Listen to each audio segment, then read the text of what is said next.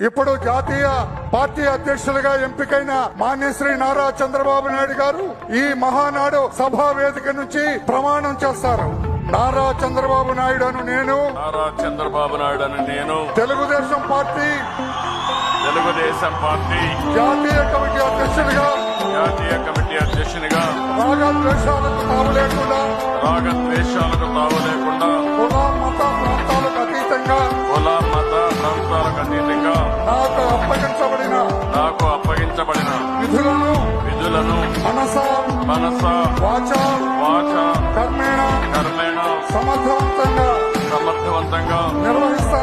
నిర్వహిస్తానని దేవుని సాక్షిగా తెలియజేస్తున్నాను.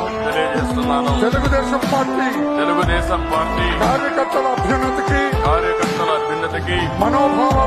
మనోభావాలకు అనుగుణంగా వారి అభీష్టం మేరకు శాయశక్తులా కృషి చేస్తానని తెలుగుదేశం పార్టీ ప్రతిష్టతను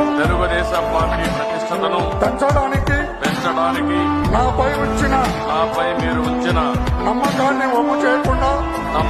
వమ్ము చేయకుండా పనిచేస్తానని తెలుగుదేశం పార్టీ పతాక దేశం నలుమూలలా రెపరెపలాడేటట్టుగా అవిశ్రాంతంగా కృషి చేస్తానని విజ్ఞానవంతమైన ఆదర్శవంతమైన సుసంపన్నమైన సమాజ స్థాపనకు ఆర్థిక అసమానతలు తొలగించి రాష్ట్రాల